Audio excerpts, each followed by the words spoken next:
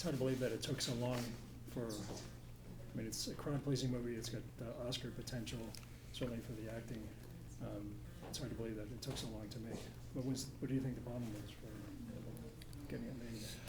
I don't know. I felt like it was pretty much a no-brainer, but you know, there were just a lot of different things, a lot of moving parts. You know, the studio saw it a certain way and with a certain cast and filmmaker, and you know, things just seemed to come together and then would eventually fall apart. And so I said, okay, we got to figure out another way. And I was already committed to making it, and I promised Mickey, Dickie, their family, that I was going to get it done. So we had to get it done. So they're already friends of yours at this point? Yeah. Oh, yeah. You met him when you were 18, I guess? Yeah. Yeah. Do you remember that occasion? Of course, yeah. Yeah, I was such a big fan of his. I mean, he was already, you know, a hero. Was this when he was in his prime fighting? No, he still had a lot of his greatest fights to come, but you admired the way he fought. Every fight that he had was thrilling. So did you say to yourself, someday I'm going to make a movie about this guy? No, because when I first met him, I had no desire to make movies. Yeah. I was starting my music career, and I never thought that I would go in that direction. And then, of course, once I started making movies, I thought it dawned on me that wow, that would be a very interesting story to tell. Did you ever have any aspirations to be a boxer yourself?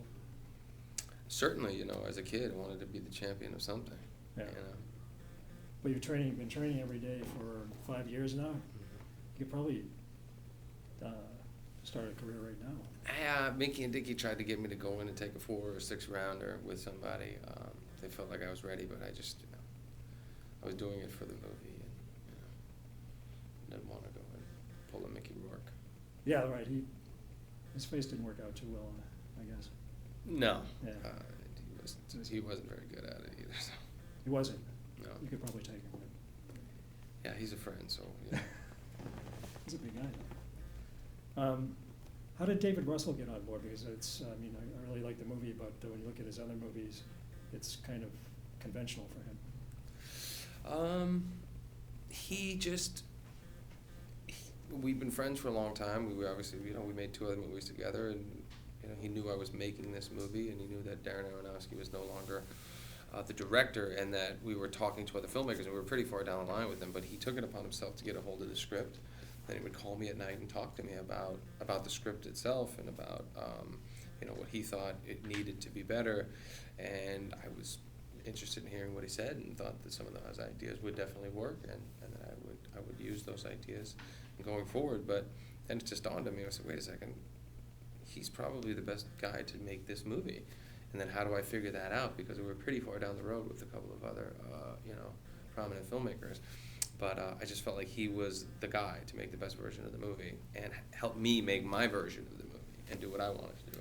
And so, we just started chipping away at people, and ultimately they saw what I saw.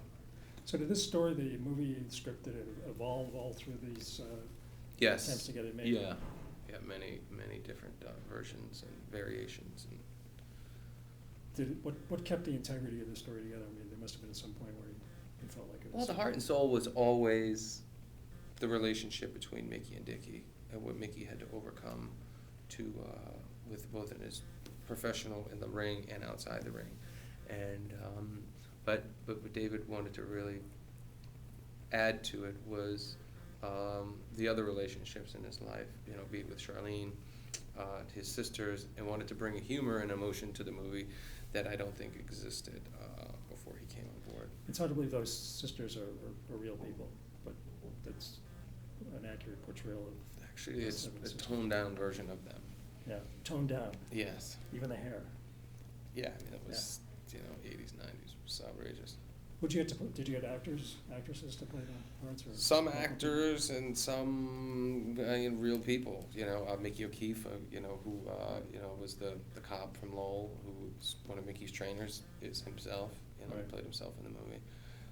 He's great. Yeah, he's great. I mean, I knew he would do a good job, and more importantly, he was going to be good in and around the gym.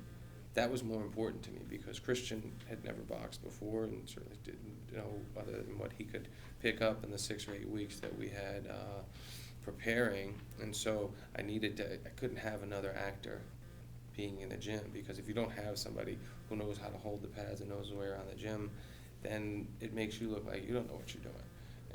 And he was also, he was in High on Crack Street. He had been in front of the camera before, and he had lived those situations. So we would just coach him through it, and I always felt like he'd be brilliant. Everybody thought it was too risky, but I just, I had to, insist that That whole documentary framing device is I thought pretty ingenious. Is that a David O. Russell? Yeah, I mean, obviously the documentary was a big part of their story and Dickie's world, but yeah, and also the on the street stuff, the interview stuff that David wanted to add that. Did you ever think that, or did anybody ever think that having David O. Russell and Christian Bale on the same set would be a little volatile? People mentioned it, yeah, but I knew it wasn't going to be an issue. Yeah. I wasn't going to let it be an issue. It wasn't going down. And you could take either one of them. With the left or the right, doesn't matter. Um, But they also, look, they both had a bad rap anyway, because they're both just very passionate about what they do and they care. And so the fact that both of them are there together and they're so passionate about it and they're on the same page, it just lent to, a beautiful chemistry and a very harmonious atmosphere. And you've done 3 films now with David O. Russell, so there must be some sort of bond between the two of you. Oh yeah, big time. I mean, we're like brothers, and we know each other. We're so comfortable around one another. And he's actually writing another film right now for me to act in. Can you talk about that His as well? next film. I don't know if he'd want me to really. He's there's a couple of different ideas that we're talked about doing, but he's writing something specifically for me to do as his next film. So. And you also had Dickie Eckwood on the set. Yeah, Mickey and Dickie on the set. A lot of the family would come and visit anytime they wanted to. And was that helpful? Or? Yeah, I mean they came and lived at my house for quite some time too here in LA. They stayed in the guest house, and we trained in my house, and we spent day and night together for quite some time. So I take it that he's off the drugs. So Yes. Definitely. Yeah. Yeah. Well, my wife saw the documentary. It was like, that guy is staying in our guest house with our kids here and everything. I said, he's fine. He's he's got it together.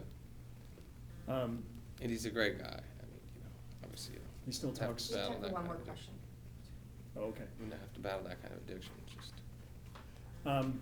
It seems like there's going to be a number of actors being nominated for Oscars for roles in which they have Boston accents. Do you have anything any insight into why Boston is becoming such a hot location? Why this particular kind of movie seems to be such a? I mean, the world is fascinating. I mean, when I grew up, you had Spencer for Hire, and I think maybe The Brinks Job, and other than that, people weren't really telling me stories, and I finding out that there's so many amazing stories to be told. I just wish, a lot more people would spend the time trying to get the accent right. It's not just, park the car, You don't have, in your normal speaking voice now, you don't have the accent. No. Do you find it hard to get it back when you? No, it's easy to get back. It was difficult to lose it because, Yeah. when I started wanting to act, I think it was like, unless I was playing a Boston character, it was like nails on the chalkboard for people when they heard me speak. I spent a long time trying to lose the accent, but I can certainly snap back into it. Christian Bale's got nailed pretty good. Yeah, Yeah. he did a great job. And I knew after seeing his other work and, that he would be willing to go there and commit. I mean, we had a bunch of other great actors who played with the idea of it, but, actually going and committing and doing it is it's a daunting task, but he had done it before and he responded to the material right away, and I thought he would make for a great Dickie. One more? We're out of Okay. time. They've seen the movie, even the Seven Sisters have seen it. No, they haven't seen Oh. it yet. Mickey and Dickie have seen it twice, once alone with us at Paramount and once with an audience, and we're showing the movie to the rest of the family in Lowell on December 7th. Pearl Harbor Day. Yeah. Could be quite an event. Listen, I'm the only one that's got a pass, so Okay. everybody else be prepared for